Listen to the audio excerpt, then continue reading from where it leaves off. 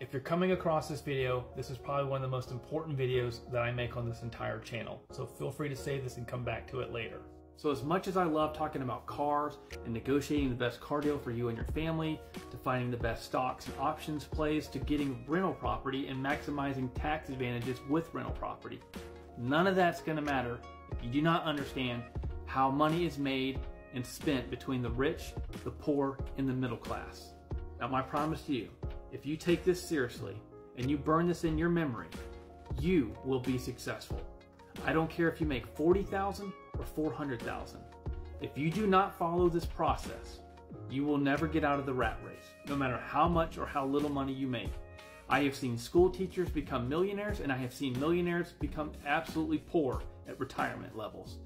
You follow this diagram, you keep it to heart, and you pass it down to your family members, you will always be a prosperous, successful family. All right, so utilizing red light, yellow light, green light, we're gonna go over the cash flows of the poor, middle class, and the rich, and how income flows from the income statement to their balance sheets.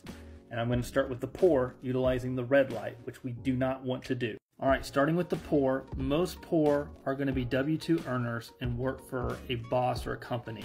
And they get paid first on the 15th of the month, and most of the time that income comes in, and it goes immediately out to expenses like movie tickets, eating out, clothing, whatever that looks like. And then at the end of the month, they have no money to show for it, nothing in savings, nothing in assets, zero. And they have to repeat this process month in, month out, year over year, never accounting for anything, and unfortunately having to work the majority, if not their entire life. Do not follow this cash flows. Now, moving from the poor to the middle class, they receive their income. They can be self-employed, small business owners, or even W-2 earners. Once they get their money, most of that money has to go right over here to the liabilities of the balance sheet. They have no assets typically, and their liabilities can be car payments. They might have boats. They might have hobbies like golf memberships, whatever that looks like. They have to pay all of those liability monthly expenses like cable and such every month, and any other expenses, again, leaving them with little to no money to show month in and month out.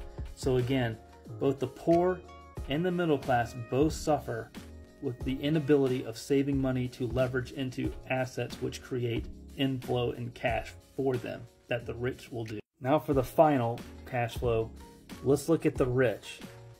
They make income no different than the poor and the middle class here.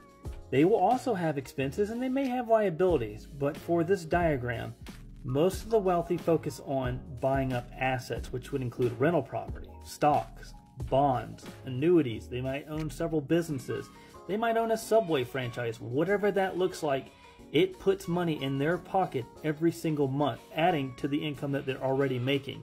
And a lot of times, these assets produce cash flow that pay for their expenses, maximizing their ability to create more savings from the income that they're already making to then buy more assets, and this process continues to repeat, building their wealth year in and year out. This is the secret to life. Again, if you look at the poor and the middle class, the poor, they make their money and it goes straight to expenses. Middle class, very similar. They make money, they have expenses as well as liabilities, and that money comes in, it goes right back out to pay the liabilities, and goes right back out, and they have nothing to show for it.